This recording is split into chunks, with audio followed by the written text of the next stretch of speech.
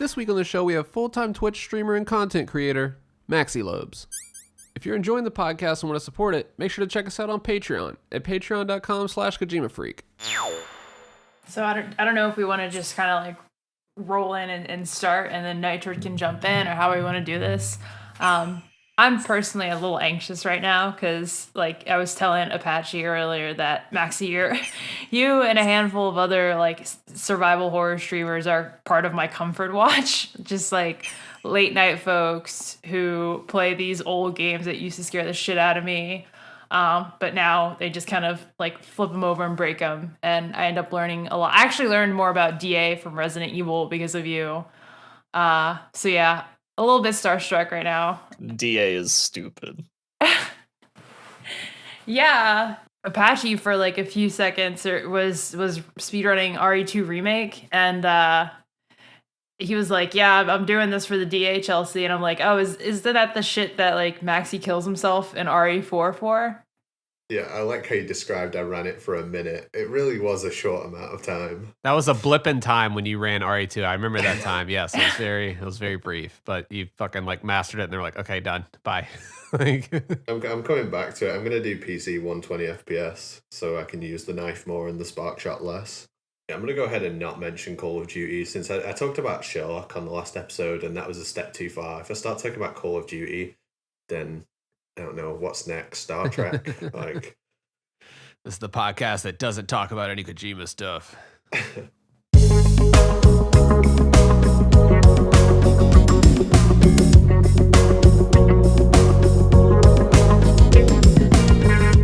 Hey, I'm Fingers. Yo, it's Apache Smash. Hey everyone, this is Days Ahead. And I'm Nitroid. You're listening to the Kojima Frequency.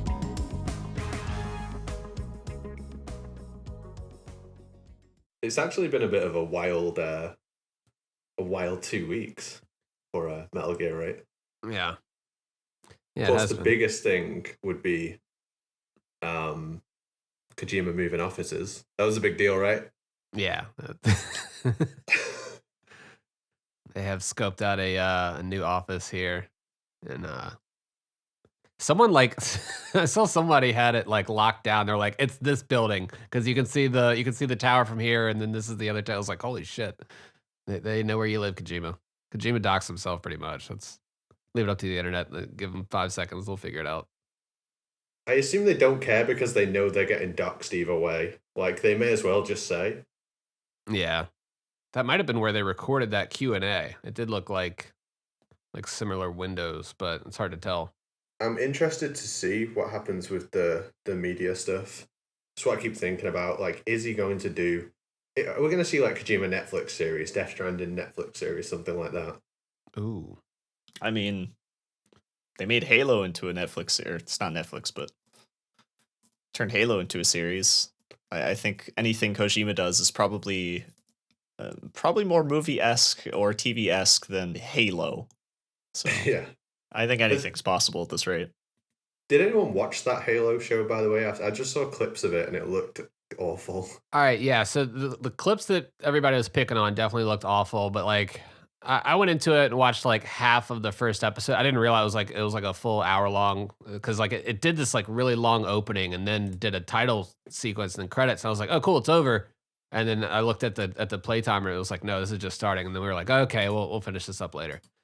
But the little bit that I did watch, like I kept like giving it shit and then giving it praise. I was like, all right, yeah, this is cool. And I was like, all right, fuck what people are saying on the internet. And then I was like, all right, yeah, that did kind of suck. So I don't know. It's not great, but it's not. I wouldn't like immediately dismiss it. There's probably some good in there, And I do know that quote that the people behind it didn't even play the games was like severely misquoted. Like they not only played the games, but then went to Bungie and like really like dug deep into the lore and stuff. So I love those games, like the Halo games. Yeah, I enjoyed the hell out of them. But I never thought this should be a TV show. It didn't strike me as that. I don't know if it did for anyone else. Well, one thing that they're doing that, I mean, I kind of appreciate, because I kind of like when people separate things and don't try to lump it all together, is like they're doing a separate canon for this one. And that's where something like with the Metal Gear series, you've got like the separate offshoots like acid and stuff where it's like this is a definite, non-canon section here that we're talking about. And it's kind of cool to just do like what if scenarios and that, and it doesn't muck up the canon that way. I kind of appreciate stuff like that. And to that point, I do think even Death Stranding itself lends itself. It can be both an episodic type thing, but it does lend itself to a bit of an anthology. We could follow Sam or just follow different parts of the world how they're dealing with the Stranding. Similar to like World War Z, I would say. I could see that. I just think you're fucked no matter what you do. If you do non-canon, they're going to go, oh, why isn't this in the canon? And then if they try and do canon and it's like unacceptable to whatever you think the Halo lore is, they're going to be like, oh, they should have made this non-canon. It's like, you're just fucked no matter what. Yeah. Yeah, I mean, that's the risk of like clinging to an old IP versus just doing something new and fresh, and then it just flying under the radar and nobody giving a shit. So it's like, and I don't know. I kind of feel like that also works better as a TV show than like a movie, because I think when people release movies of video games that actually have like story and some lore to it, I feel like it's a bigger deal than the TV series kind of stuff that's been going on in the past few years, and I think it would be judged more harshly. So I guess Halo being a TV series there's more potential for not getting like a ton of shit. Yeah. I think I'm just gonna have to give it a try. I mean, I like Halo, so I might like the TV show. As long as you're okay with seeing his face and seeing his butt, then you should be all right. I didn't hear anything about the butt part. Yep, it is naked. You see Master Chief's face? Yeah, in the first episode, apparently. Like the first 5 minutes. Does that not seem weird? Like, that does seem kind of weird, but like, I guess it's better than the part in like the Halo 1 ending where he takes off his helmet and it's a helmet. I was literally going to say that. Do you remember when he took his helmet off and it was another helmet? That would honestly, I prefer that to seeing his face. It's like just once you explain the mystery, you kind of ruin it. What's the Metal Gear equivalent of that? Like if they made a Metal Gear TV show, what is the equivalent of Master Chief taking off his helmet in the first 5 minutes? Showing your decoy octopus, I think. Okay. I can see that because it breaks the twist. I'm thinking more of like kind of breaking the rules or being a little bit sacrilege all of a sudden. Gray Fox is spelled with an E. No. Dude, what if Snake just completely changed like persona? He's just like a really, really sassy guy. I think it's gonna be like he's had a bad day at work. He's just like, whatever, Colonel. Did you see the way that he sat in Otacon's office that time? That was pretty sassy. True. That was a little sassy. A little cross-legged. I know we don't want to get into the film because we've done it to death and we've heard nothing new since, but we've done it to death. But it's really going to be like looking away from explosions. I love America, Snake. Or at least I hope it is. I'm Solid Snake, bitch. I mean, I think that's a good answer to, what would be the taking off the helmet version of a Metal Gear Solid show, is that it's like absurdly patriotic from the get-go. It's Raymond Benson's version. Yes, right, like Raymond Benson's version, please. Please. The Snake Men. Screenplay by Raymond Benson. Fuck! I would accept that. I would actually... I can't stop laughing, man. That's so funny. I would accept that. I would prefer that than the movie just kind of being bad. Like, if they went for something really good but failed the execution, I would rather it be Raymond Benson, screenplay by Raymond Benson. God, if they do like the Kung Fury approach, just like Christmas came early, motherfucker, and just like like every kill has like a guitar solo. It's just like a heavily reverb guitar solo. Yeah, I'm Solid Snake, bitch.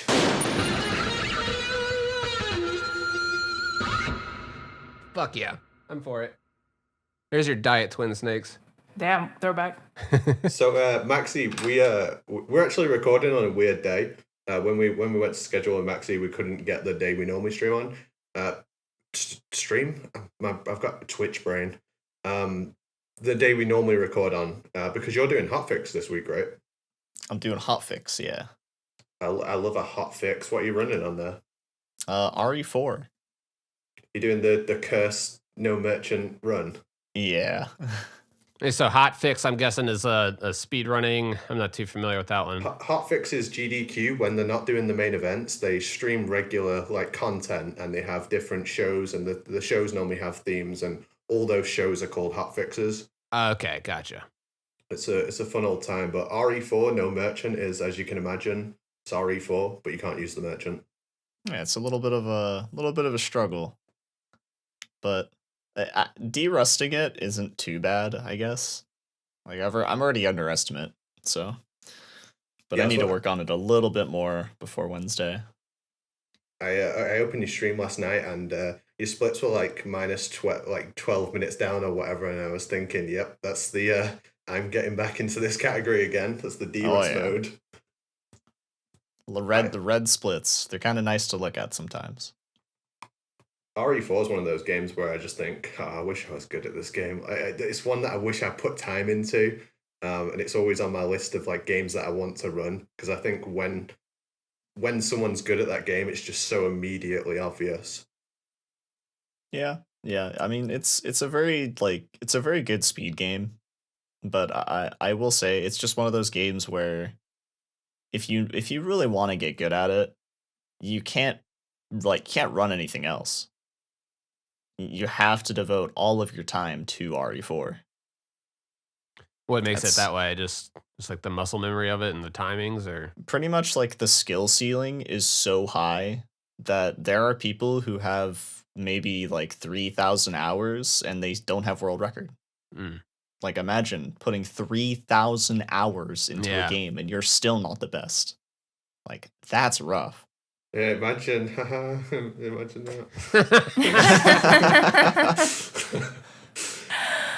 So some speedruns are just like that. You got to devote time every day, otherwise you'll never have record. It's just crazy. Honestly, that's my sort of game. I don't like to run a ton of games at once. I like to just focus on one. But I tend to like do multiple categories within the same game. And RE4 just sounds like an absolute blast. And I think I keep saying this that I would run the Wii version because I just think it'd be funny. The Wii version's actually like a really good version. It's legitimately done well.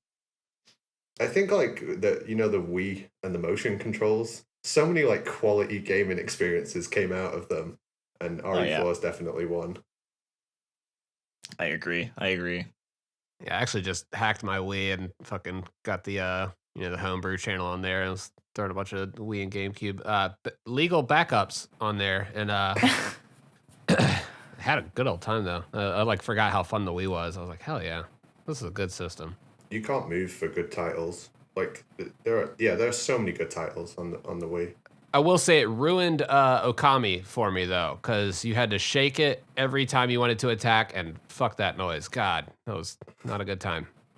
It's kind of funny that you mentioned like, I'm assuming there's a major skill ceiling for Resident Evil 4 just because of like both the way the game is engineered, but also the popularity of the game. And I was distinctly remembering another time where you and Bakba just like jumped into, I forget what the category was, but it was like Resident Evil 5. And y'all were just like, hey, let's just take 4 days, clear this co-op mode, and get some PBs. And I think that ended up happening. It's been a while since then, but yeah, that was right at the beginning of the year. Yeah. Yeah, no, I actually, that was super fun. Like RE5, similarly to RE4, has like a high skill ceiling, but we were running New Game Plus, so we don't have to worry about like any of the boss fights or the weird bullshit that comes with having to, manage your inventory or ammo count and stuff like that. So we were just kind of flying through it and learning the movement and what it takes to actually run a game with a co-op partner. That was, I think, both of our first attempts at a co-op speedrun. That's actually my favorite form of speedrunning, doing co-op runs. and 2-player 1 controller, things like that as well is awesome. Who's better at RE5, you or Bach? I think I am, but only because I've been running it a little bit more than Bach has. Word. I also think Sorry. he's way more in tune with the classic style of Resident Evil, because my background is like I started with RE4. So a lot of those like mechanics and the feel of RE5 is very familiar to me.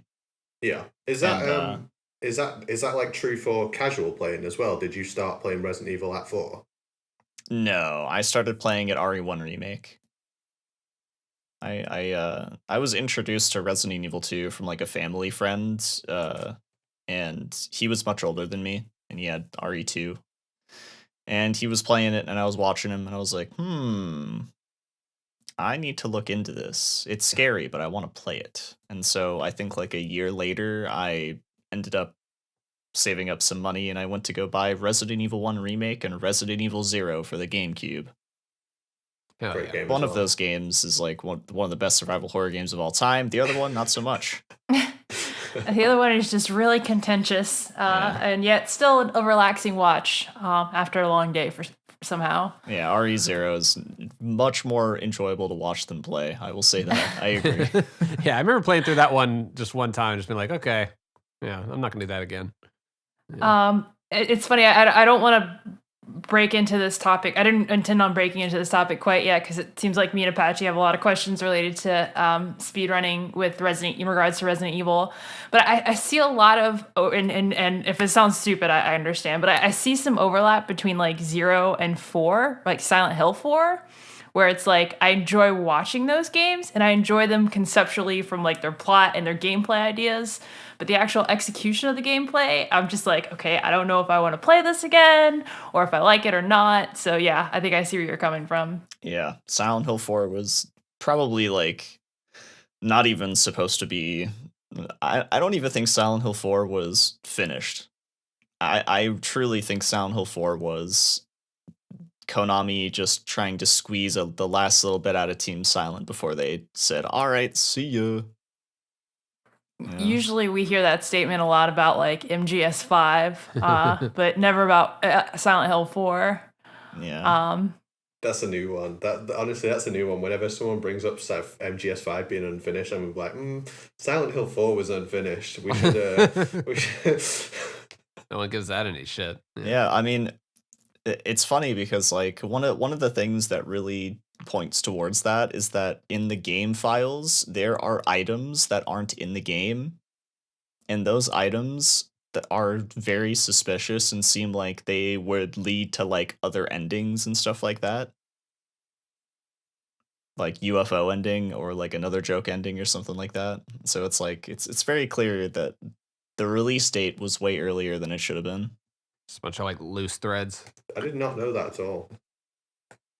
It's Yeah. like brand new information to me. That's actually really cool. Yeah, it's pretty weird, but still a good game. And you're all hating on 0. I think Resident Evil 0 is quality, so I don't know what you're talking about. I just remember it was on a train. I never said it was bad. I just said it can sometimes cause headaches occasionally.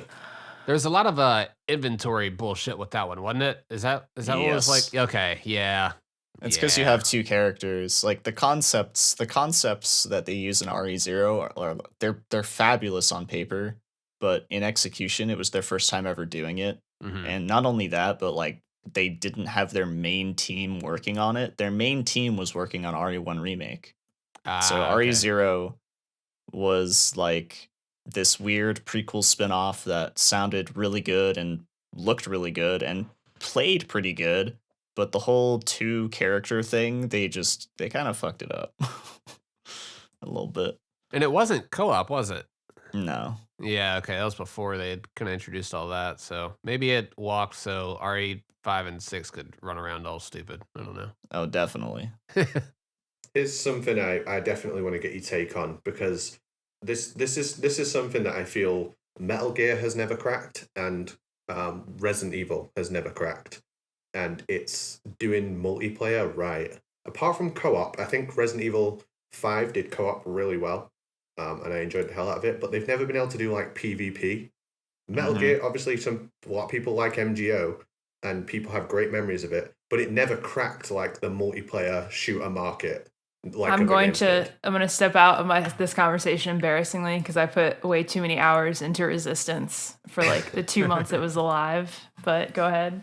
Resident Evil have tried multiple times to get kind of PvP right, and they've never done it. What do you think it would take for Resident Evil to get it right? Oh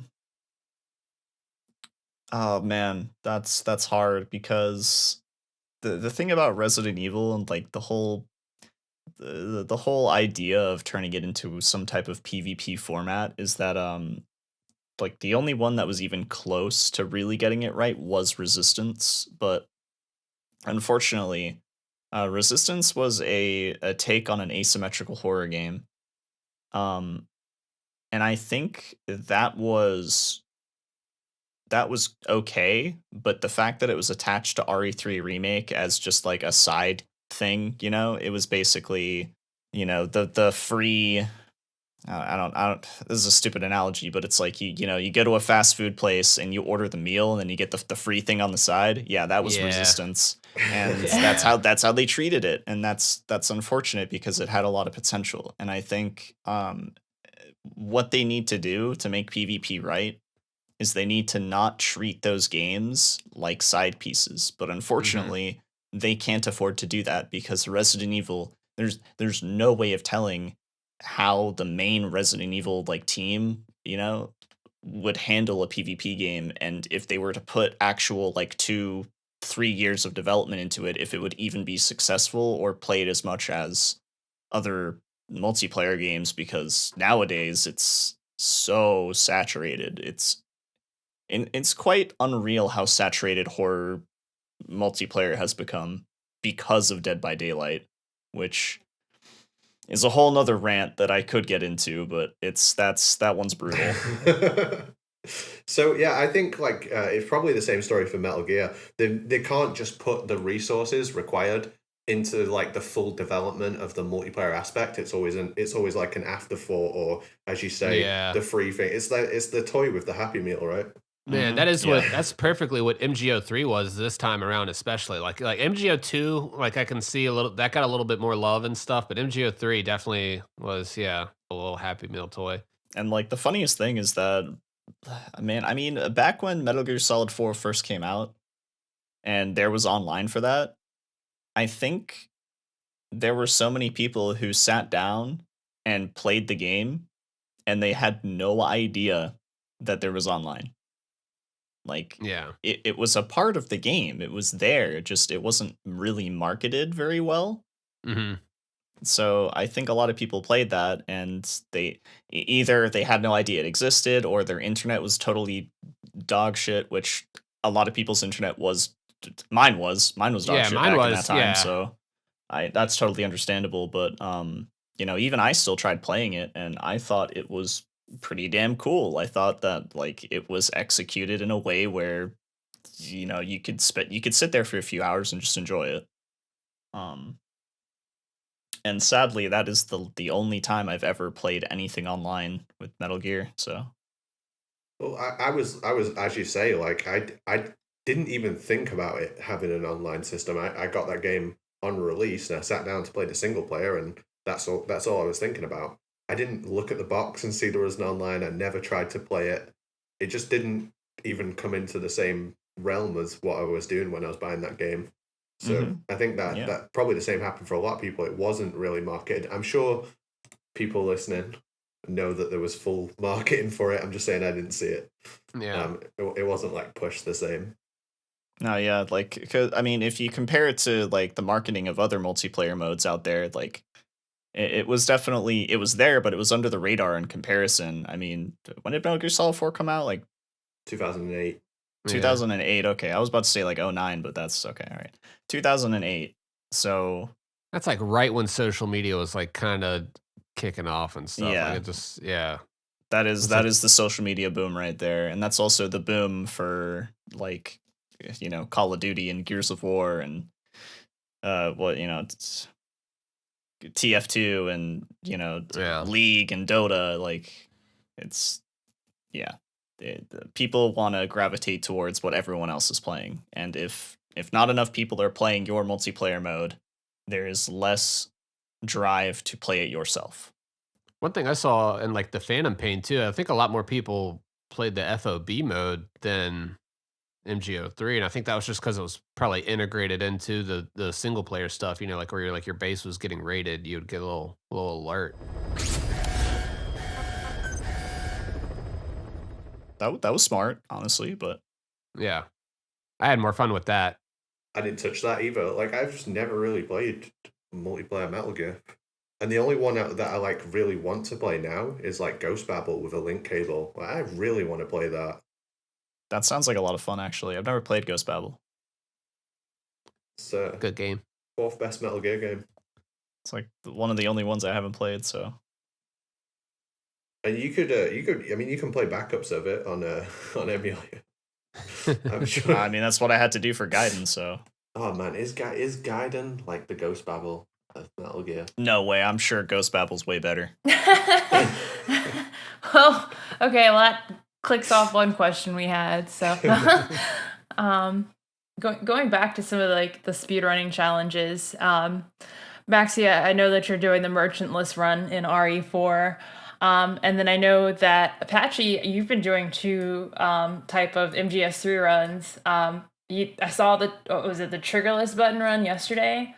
So this came out of nowhere. Like I openly ask people to give me challenges in runs. People normally say things like CQC only on the boss. Some people like try and get me to do a stalk only run where I can't actually run.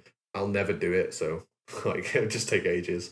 But someone said, can you complete the game without R1, so without first person view?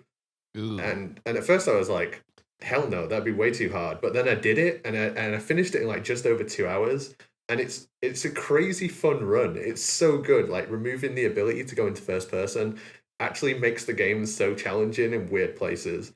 So the pain, right? You can't hit the pain in third person. You can't lock onto him. So there's no way to hit him from the platform without going into first person. But if you dive into the water, it forces first person view. So you have to like take his shield off, dive into the water, and then get a few shots on him. And it forces you to like, because once you've done the pain for a while, like I mean, I can kill the pain pretty consistently. It's a hard thing to learn, but once you've learned it, like it's just like a process. You do it over and over and over again. But with this, like having to dive into the water to hit him, I was forced to like avoid all his attacks naturally, and I had to kind of fight him in a more casual way. That was the hardest bit of the run for sure. But it seemed so ridiculous when Appel suggested it in my chat. But after doing it once, like I'm kind of thinking I'm gonna single segment Foxhound this now as well.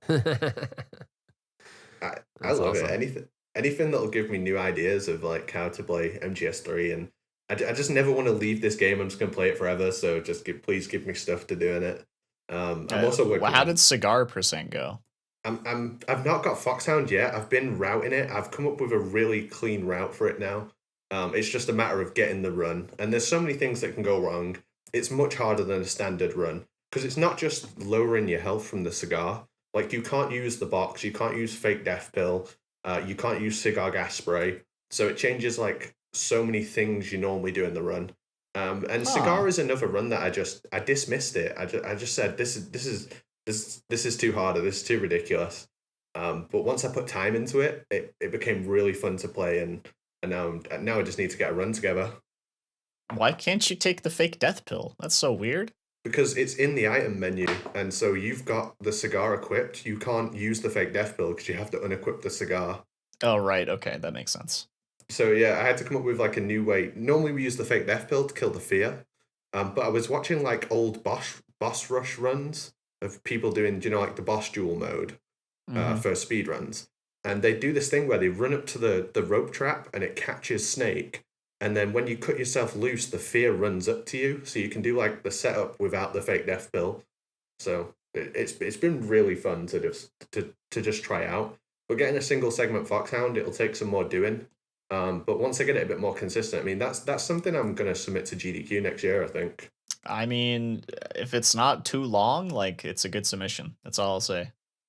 Yeah, it's like, I mean, max it'll add like 15 minutes to the run, and at the time, like Tuxedo was adding like 15 minutes to the run. It's less now because I've become better at it, but Of course. I mean, GDQ took that when it was like 15 minutes longer than the run. The only thing with the cigar, right, is like, how do they feel about promoting someone smoking for an entire run? It's like, that's the thing with it. It's like, I would understand if they were hesitant to take something like that. Well, as I wanted to bring this up in the when Nitroid got here, but as they said in the Did You Know Gaming Metal Gear video that just got released this week, the cigarette was totally okay in MGS1 as long as it showed Snake being harmed by smoking the cigarette. So maybe you could use that same logic with the speedrunning community? Yeah. Just every single room, I'm like, smoking's bad, by the way. Every single time it's an inconvenience, just mention how bad it is. Just have the whole stream with like an overlay of one of those, like one of the warnings that they have on the pack of the, like on the side of the pack with like the damaged lung and shit. Yeah, I actually bought the cigar from MGS3, like the Cuban cigar that it's based off, which we mentioned last episode. It's called a Petit Upman. It's the same cigar that JFK used to smoke. I bought one. It was really expensive, but when I get that Foxhound run, I'm gonna spark up that bad boy on stream. That's badass. That is pretty badass, yeah. If that somehow for some reason happens at AGDQ, probably don't do that at AGDQ. Sir, you're indoors. You can't smoke. I'm just gets carried off. I say fuck cancer by smoking this cigar. Like if I got a Foxhound run at GDQ, I'd probably cry because no one's done it since 2013. So it's like it's a big deal to me. Like Molotov got a Foxhound run of MGS3 in 2013. His run is like, by today's standards, is obviously much slower, much more careful. So people who've done runs since, they've always made a mistake because they're going for all like the hardest stuff, right? It's so easy to just get a continue or make a mistake. I think I got 4 continues in my Tuxedo run at GDQ, which was what I kind of expected. But there's like a curse, call it the Foxhound curse, because anytime there's a live run of MGS3, someone always makes a mistake. And Molotov's like the only one who's done it since 2013. Wow. I didn't know it was all the way back in 2013. It's like 9 years, dude. Yeah. I'm afraid it's been 9 years. 9 years. Wow.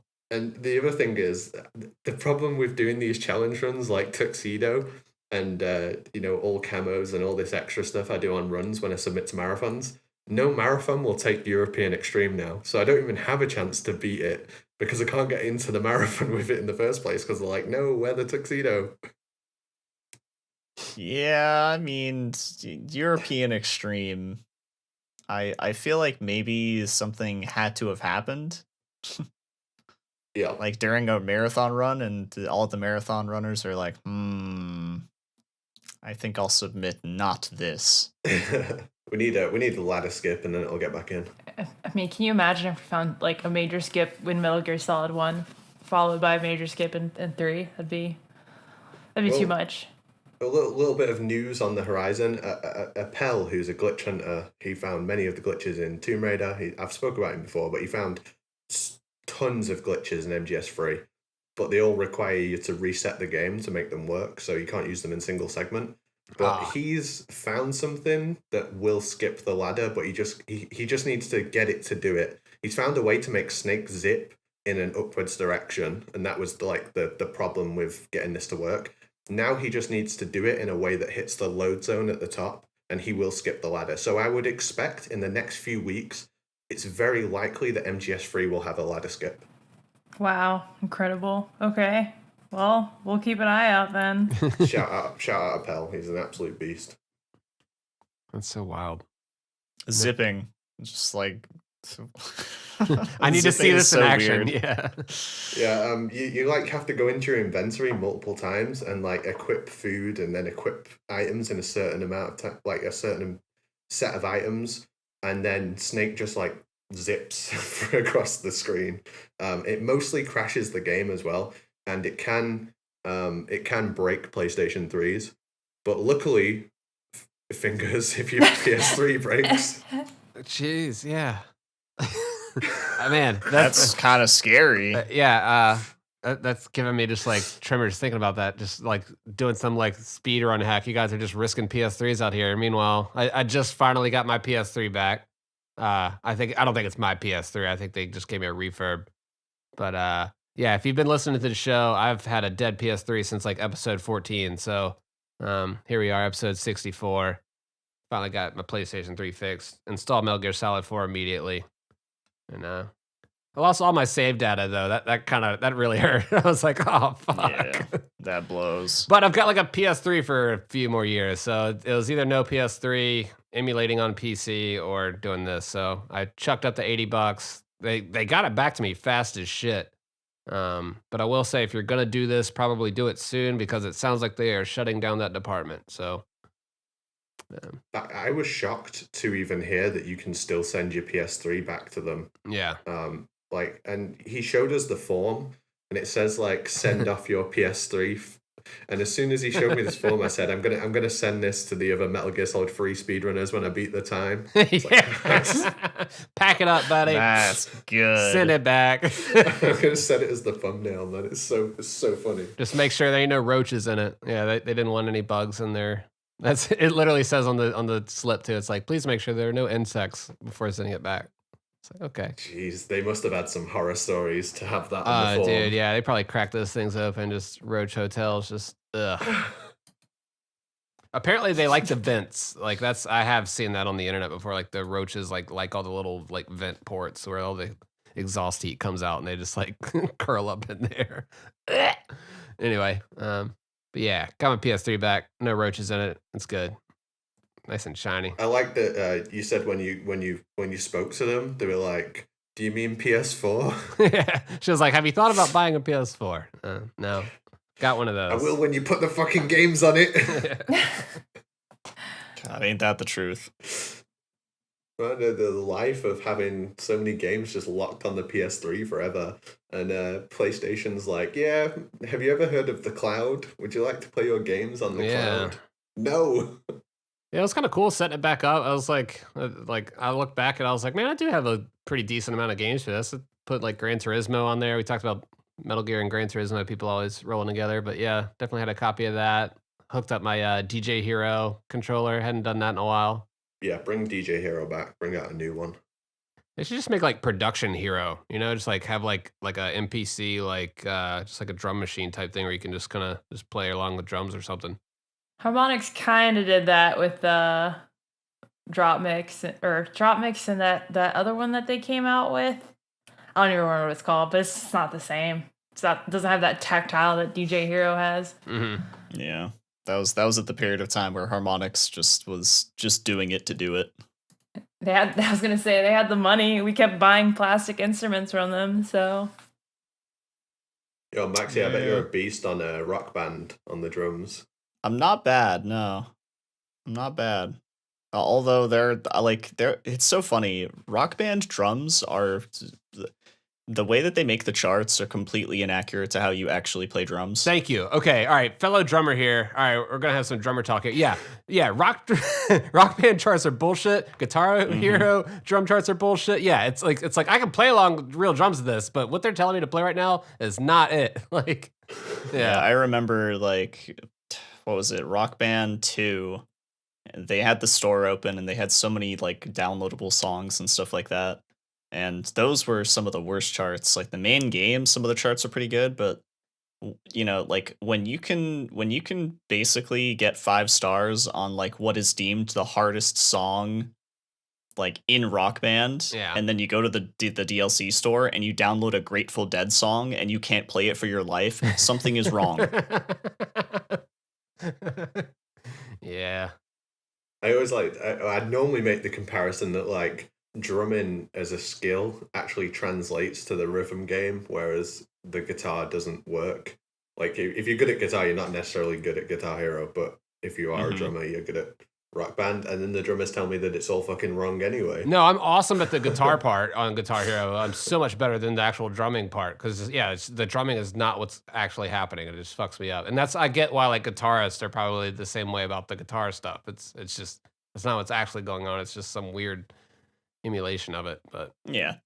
For what it's worth, I think that like the whole plastic instruments period of time that we were all in, like from 2004 Yeah. Guitar Hero to like when did Rock Band 2 come out? I don't even remember, but it was a pretty long time span of people playing plastic instruments. Yeah. And like it led to a lot of people picking up actual instruments and they got really good at it. Yeah. And then vice versa. It led to people who played real instruments. They were like, screw this shit. I want to play plastic. So it was still all good and fun, but the harsh reality is that if you devote time to one of them, you're going to be decent at the other. Yeah. But it's really unfortunate if you pick being decent at real instruments and then just being like godly at the plastic ones, because the plastic ones will only get you so far. Yeah. I think content creation kind of supplemented that, but like being good at like the actual drum kit, that is the most satisfying thing compared to the years that I spent playing those plastic ones. Yeah. Now I'm just thinking of Ipachi. I'm thinking of Chris Chan and Ian Bryan Anderson. Yeah, Having that's the two sides, right? I actually permanently fucked my wrists to be mediocre at Guitar Hero. Like I have permanently fucked up my wrists. Like I can't like game for hours a day without being in severe pain. I have like flare-ups of tendonitis for the rest of my life. So holy moly, fuck Guitar Hero, man. I hate that game. You need to sue Harmonix for damages. I don't know. There was a hard drive article once, and it was like man who sold his soul to the devil to be good at Guitar Hero, regretting decision. I'm like, this shit's about me, for fuck's sake. It reminds me of an Onion article I saw a week or so ago that was like, tragedy, greatest DDR player born in wrong generation. Yeah. Well. Yeah, it's because actual guitars have like like when you put your finger down on a string on a fret, it's like the tension and the friction and like everything it's natural. And with the Guitar Hero controller, you're just kind of like hitting a button down, and you're forcing yourself to just smash pressure down, and that makes it so that your hand is probably putting way more effort into that than you would be putting effort into just holding like a fret down or like a chord. And that's assuming that your guitar has good action and that it's like, set up to be played good. I have played a couple Correct. of guitars before. It's like, ow, my hand, fuck. Like, That's true. yeah. Especially acoustics and shit. Whenever I see a Guitar Hero chart, my fucking wrist burns like when Harry Potter sees Voldemort. Actually just covers his wrist whenever he gets around it. I really do. Oh man. Fuck, I had to say that out loud. I couldn't stop thinking about it. I did want to talk to Maxie a little bit about his experience in the Silent Hill community and some of the same pain points they experience as we have as Metal Gear fans. Yeah, Silent Hill does have some stuff in common with Metal Gear. Just both yeah, definitely. Both Dead series. Yeah, a lot of people don't realize this, but they're both actually made in Japan. Did you know? I can't believe they didn't consult me for that. Did you know? I mean, I don't know how much you've heard from us or how much you've heard us bitching. But I know I've seen you have similar complaints on Twitter where it's like every week we have to kind of go through this similar song and dance of, oh, well, Konami renewed the IP. Well, hold on. They're just trying to sell more skateboards. Oh, well, but there's this Blue Box company that came out of nowhere. And it's like, well, okay, hold on. Hassan hasn't paid whoever he asked to make music for him. So, I kind of like, despite the experiences being pretty much the same, given that these games went through pretty much the same exact bullshit, I still, I'm still a fan, obviously, but just being able to kind of have that discussion with somebody who is prominent in the Silent Hill fandom, I think is interesting and both sort of cathartic for us as well. I mean, yeah, Silent Hill and Metal Gear Solid are both in like they share the same cemetery. They're right next to each other. Right next to each other in those coffins, and for totally different reasons too. It's not like Team Silent had like a bad relationship or wanted to like end the series immediately.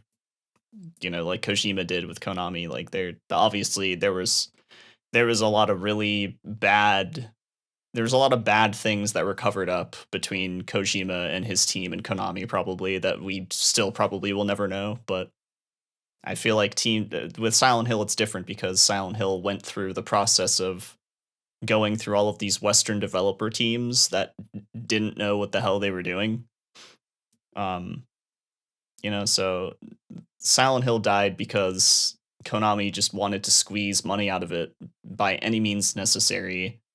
Even if it meant giving away Silent Hill to a bunch of Western devs who would make a mediocre product and just, people would buy it. And then, Metal Gear, I feel like Konami cared a little bit more, but at the same time, it was just all for money still. So they gave Kojima like these insane budgets and kind of let him do what he wanted to with that money, but the creative freedom was probably not really like 100% there at one point.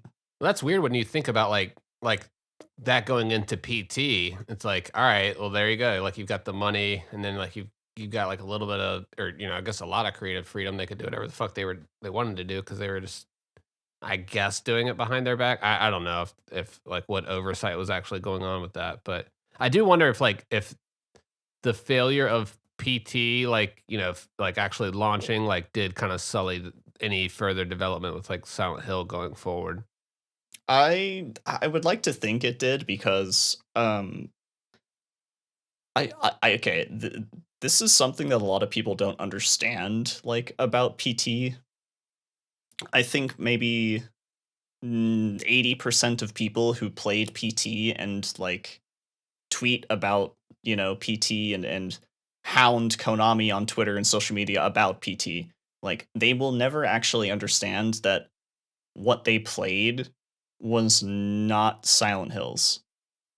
And a lot of fans, they mean well, but they just can't wrap their head around that because we never saw Silent Hills. We never saw any of it. Like that trailer that plays at the end of PT, that's all we saw. Like that's it. And a lot of people don't understand that, and they're like, "Oh man, I wish we got Silent Hills." And when they say that, they're like, "Man, I wish we had 8 hours of walking up and down a hallway." And in that case, it's like, are you fucking mad? I don't want that. That's like every other horror game that comes out. It's the same shit. Everyone wants to do that now. It's like Layers of Fear. That's like what Abandoned is. Yeah. Yeah, Abandoned was probably going to be the same shit, and thank God they're not going to make a game because that studio's fucking red flags. Exactly. I've been watching a lot of shows about scammers lately, like The Tender Swindler, Dropout, the one with Jared Leto, shout out Morbius with We Crashed. I kind of want to see a docudrama about Blue Box. I know there's not enough interest for an actual production company to do it, but damn, if we could get Jared Leto to play Hassan. There was some interview with Hassan this past week. I didn't watch it, but I don't know. Apparently they got down to the bottom of it and they're like broke now and just fucking like it's just like a sad ending. It's like, yeah, it's none of this is really happening. It's just kind of a sad story. Yeah. And I think like going back to like sullying Silent Hill, like things like Abandoned are the reason why like the horror genre is just like, it's not that it's dying. It's that the bar that you need to like uphold, being up to par in the genre is no longer what it used to be. And you can say that about a lot of forms of media. But at the end of the day, like the horror genre, Silent Hill coming back we would most likely never get anything close to what we expect. Like, Konami would never put a big budget or that much effort into it. Silent Hills was the last thing that they probably cared to put that much into, and I bet you the only reason why is because it was Kojima, Del Toro, and whatever the hell team he had. Like, that's it. That was the only reason why. And the horror genre, it's like, it's not dead, but it is getting to the point where a lot of the mediocre bullshit is held up very high, and the reason why is because the bar is so low, and that's the only reason why that happens. Yeah. And I kind of feel like, you know, as much as people don't like, this is going to be really silly, this is going to sound really dumb, but as much as people don't like Metal Gear Survive, that game, and it's like the bar that it is just trying to reach for, if another Metal Gear comes out, which will never happen, it would be the same thing as if a Silent Hill game would come out. The bar was lowered, and the nostalgia goggles would be in full force, and you would just be like, hey, remember Metal Gear Solid 3? God, that was good. Yeah. And that's what would be the end of a new Metal Gear game, same as Silent Hill. Oh, guys, do you remember Silent Hill 2? Oh, God, that was a good game. That's what would happen after those games would release, because there would be no passion, there would be no love put into a new game. It would just be there because people are demanding it so much that Konami's like, okay, fine, just here, have it, shut the fuck up. Yeah, that kind of reminds me of like exactly like the same feeling when people started watching The Mandalorian after the sequels. They were like you know, if you look at The Mandalorian, like, yeah, it's a good show, but like people were like, holy shit, this is great, and it was like, no, you've been eating really bad Star Wars lately, so this seems really good, like, just in comparison because of the bar lately, and just, I don't know. Yeah. I think that's a warning that we give off a lot as well. You know, as I said, you know, we constantly deal with, hey, don't get excited because a blog said that Konami renewed their IP, but from the same angle, or rather the other logical end, it's like, okay, even if Konami did decide to proceed with this IP or remake Metal Gear Solid 1 or even continue a sequel, you know, that's more content for us, but at the same time, you know, do you want the company as it is now to be handling the IP in the way you want it? And to that point, I we always compare Konami or Silent Hill and Metal Gear, but I never really thought of the juxtaposition this hard until we had this conversation, because it really is the quote, as the quote they say, is like, is it better to burn out or like fade away or something like that? Kurt Cobain. Yeah. And those kind of did one or the other. Yeah, Hassan definitely decided to burn out rather than fade away. That's for sure. He's actually the king of burning out rather than fading away at this point. I think what you said before as well, Maxi, about Silent Hill being sold to a European developer is the exact thing people wish for with Metal Gear as well. Like, oh, why doesn't Konami just sell the IP to someone else? Aside from if Capcom took a crack at a Metal Gear game, I'm not really interested in seeing any other developer doing it. And you would see that exact same situation with Silent Hill and Metal Gear if it was sold to someone else to do it. Yeah, no, I agree. Like, it's kind of hard because, you know, Silent Hill is, you know, in its true form, you know, Silent Hill 1, 2, and 3, those games are complicated.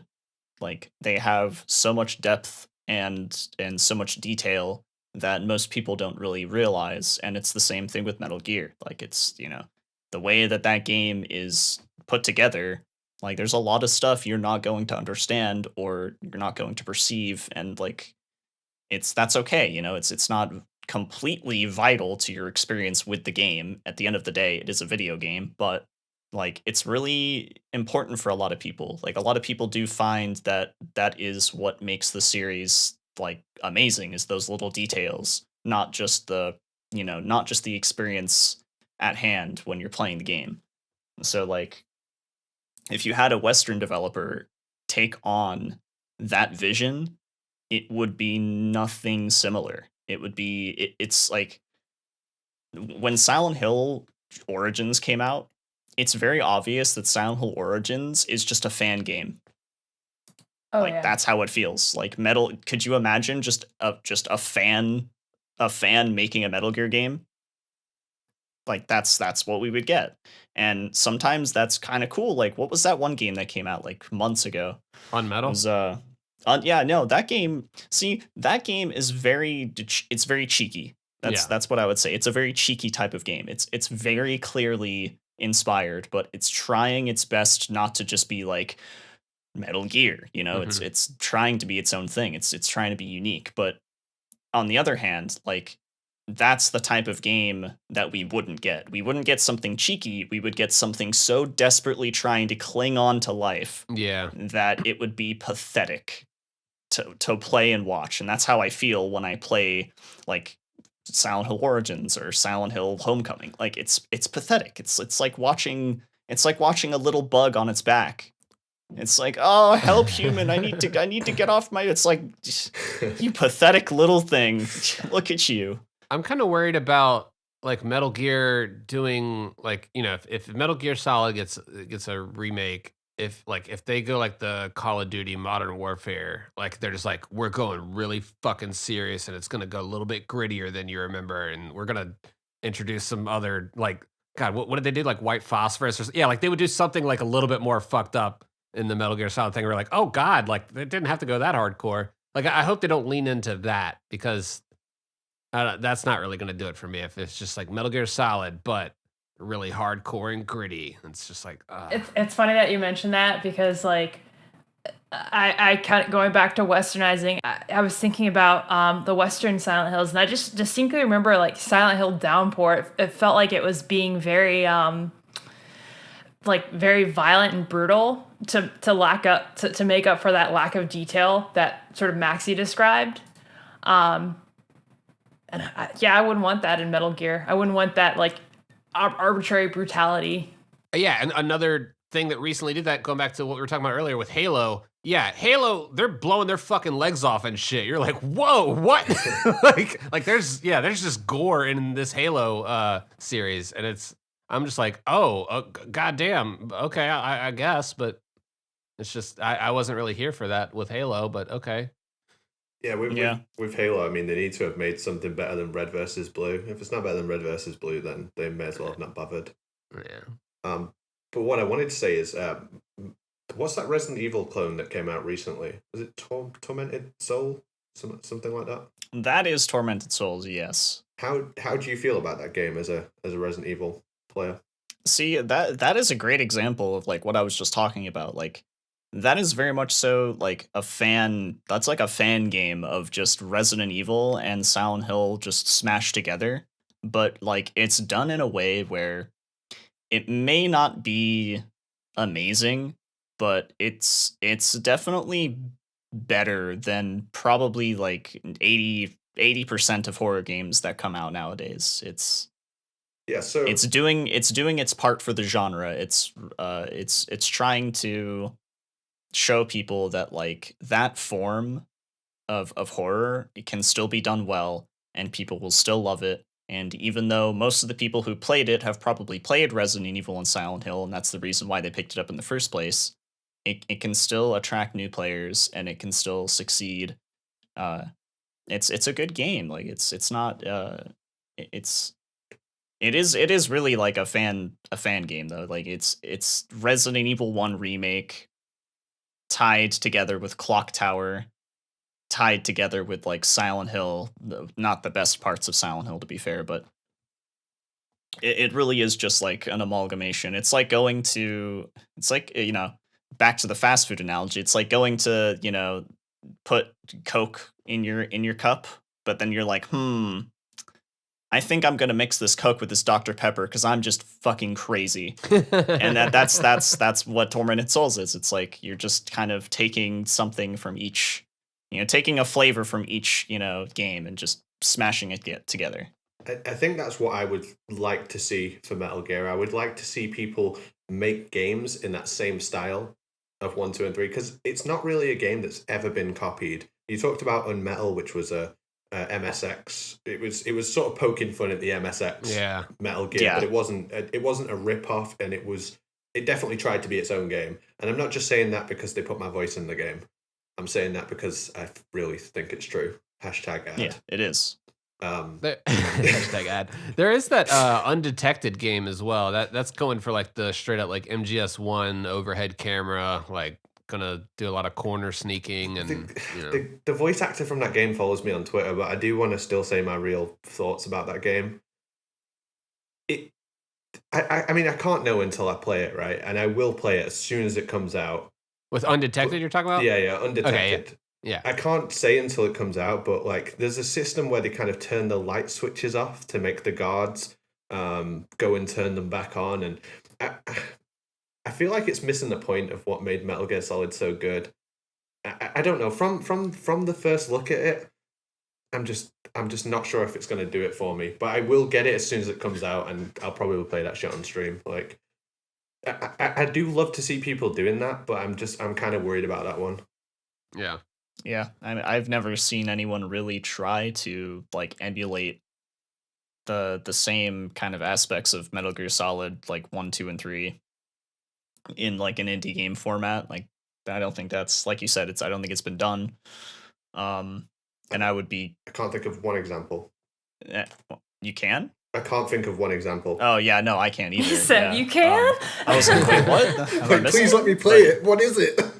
Yeah, so like that concept in general, I feel like the reason why nobody's done it is because, well, it's intimidating, right? Yeah. It's intimidating to say, because like if you make a game that is very much so taking a lot of the aspects of those games, and you say like, no, this isn't inspired by, no, I'm not making a Metal Gear fan game, like, no, that's not it, just, no, you have to market it that way, otherwise people are just gonna be like, bro, come on, tell us the truth, tell us how you really feel, and like, you got to market it that way. It's gonna attract people to play the game in the first place. So what about like those 3 Metal Gear Solid 1, 2, and 3? Like, which part from each one would you like about it? Like, just like the camo feature of MGS3, or the like healing medical feature of MGS3? Which one would you prefer to have in there? Well, absolutely, like the camo, like basically like toying with the AI. Like, I think one of the best things of Metal Gear is the AI. Like, if you can nail that part of the game, like, you've already nailed one of the most important aspects of, at least in my opinion, of Metal Gear Solid, is that the AI is smart, but you can toy with them. There's many things that you can do to manipulate the people, like the NPCs or whatever, the enemies around you, and you can play certain sequences of the game in that way. Like, you have choices. Yeah. And that's that is something that is very vital. And if an indie game were to come out and actually emulate that correctly, like, I wouldn't care too much about story. I wouldn't care too much about like the way that the game is presented in terms of like graphics or mechanics or anything like that. I just feel like that aspect is the most intimidating, is finding a way to make it so that the player character can interact with the areas in with so many different variables, like Metal Gear Solid 1, 2, and 3. Yeah, I think in 3, like the bosses even started to get AI that could be manipulated as well. Like, the bosses in 1 and 2 feel much more static compared to 3. You can do strange things to like the boss, the end, the Fury. Yeah, where you like trick them, and they're like, "Oh, motherfucker!" Like, they start to have a bit more of that kind of guard awareness to them. I really would have loved to have seen that continued as well. Yeah, I think that's the aspect that is probably the most intimidating, but I'd love to see that. And like you said, Metal Gear Solid 3 was the game that started kind of bringing more of that to boss fights.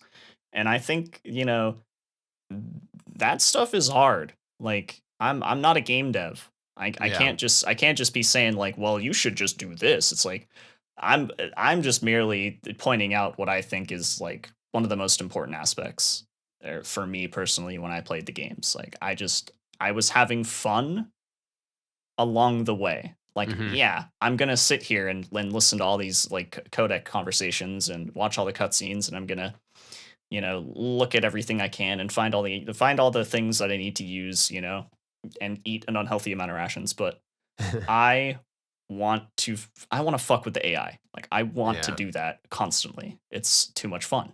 Like, you can't not do that. That's definitely one thing. I feel like Metal Gear and just like pretty much every IP under Konami's belt, they've got awesome boss battles. Like just Castlevania, just when you break it down, there's good boss battles across the board. I agree. I'm still trying to think of a game that's even similar, but Shadow of the Colossus. Shadow of the Colossus is sick. It's the most similar game I can think of to Metal Gear Solid. Nitroid's not here to defend the remaster and how much he likes it. All right, well, he hates it. All right, well, let's see. We are coming up here on an hour and 20 minutes. Is there anything else you guys wanted to talk about, or? Well, I think that we could at least mention 2 other things. Cool. We were gonna wait for Nitroid to get here because I really wanted to get his input on these. Coming. But yeah. I think he's first was the Did You Know Gaming. They recently did a video about MGS cut content, narrated by David Hayter.